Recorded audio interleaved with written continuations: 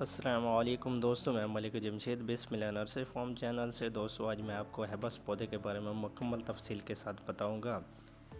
ہیبس پودے کی کیا خصوصیات ہوتے ہیں، اس کا سائنسی نام کیا ہے اور یہ کون سے خاندان سے ہے، اس کے طبی فوائد کیا ہیں اور اس کی نگہداشت کے اصول کیا ہیں، اور ہیبس پودے کی کیا احتیاط ہیں۔ اس سے پہلے اگر آپ ہماری ویڈیو پر نیو ہیں تو ہماری ویڈیو کو آخر تک ضرور دیکھیے گا اور ہمارے چینل کو بھی ضرور سبسکرائب کر دیں۔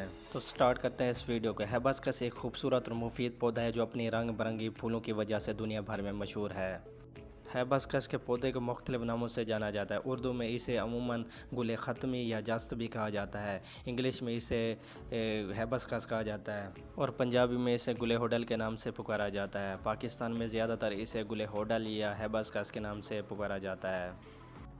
ہیبسکس کا پودا گرم مرطوب ہوتا ہے۔ یہ زیادہ تر جنوبی ایشیا، پاکستان، بھارت، بنگلہ دیش، سری لنکا میں پایا جاتا ہے۔ اس کے علاوہ بہت سے ملکوں میں پایا جاتا ہے۔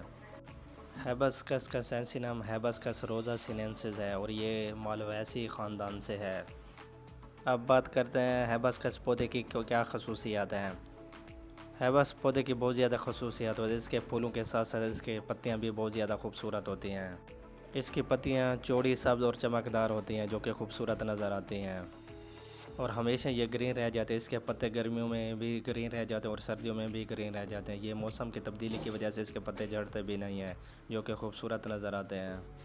ہیبسکس کے پھول بڑے رنگ برنگے ہوتے ہیں۔ اس کے پھول مختلف رنگوں میں ہوتے ہیں۔ ہیبسکس کے پھول سائز میں بڑے ہوتے ہیں اور اس کے پھولوں کی شکل جو ہے اسپیکر کی طرح ہوتی ہے۔ اس کے پھول کے اندر ایک ڈنڈی نما ہوتی ہے جو کہ باہر کو نکلی ہوتی ہے، جو کہ آپ ویڈیو میں بھی دیکھ سکتے ہیں۔ اس ڈنڈی کے اندر بیج ہوتے ہیں۔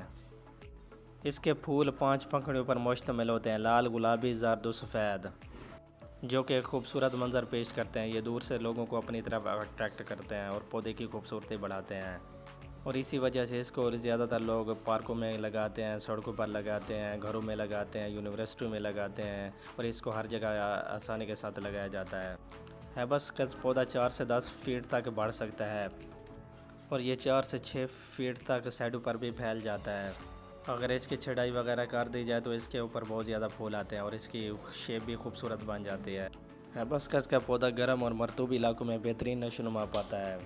ہیبسکس کا پودا ایک آؤٹ ڈور پلانٹ ہوتا ہے، اس لیے اس کو ایسی جگہ پر لگانا چاہیے جہاں پہ زیادہ دھوپ آئے اور یہ گرم علاقوں میں بہت زیادہ سپیڈ کے ساتھ بڑھتا ہے اور یہ گرمیوں کے موسم میں بہت زیادہ پھول اٹھاتا ہے۔ اس پر تقریباً مسلسل فلاورنگ 2 سے 3 مہینے رہ جاتی ہے۔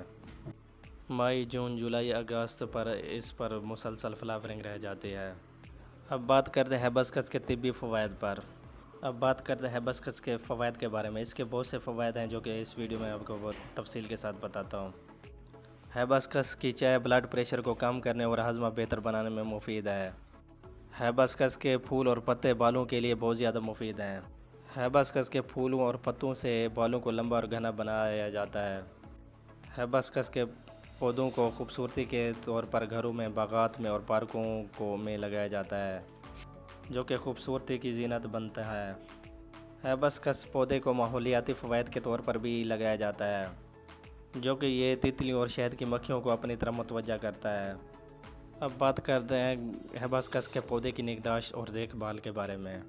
ہیبسکس کے پودے کو مکمل میں دھوپ میں لگانا چاہیے، کم سے کم 6 گھنٹے اس کے اوپر روزانہ دھوپ ہونی چاہیے۔ ہیبسکس ایک آؤٹ ڈور پودا ہے، اس لیے اس کو دھوپ میں والی جگہ پر لگانا چاہیے۔ جو کہ پھل والے اور پھول والے پودے ہوتے ہیں ان کو دھوپ میں لگانا بہتر ہوتا ہے۔ ہیبسکس کا پودا مکمل دھوپ میں یہ بہتر نشوونما پاتا ہے اور اس پر پھول بھی بہت زیادہ آتے ہیں۔ نمبر 2، ہیبسکس کے پودے کو پانی مناسب مقدار میں دینا چاہیے۔ زیادہ پانی دینے کی وجہ سے یہ پودا دباؤ میں آ جاتا ہے جس کی وجہ سے اس پر پھول بہت کم آتے ہیں۔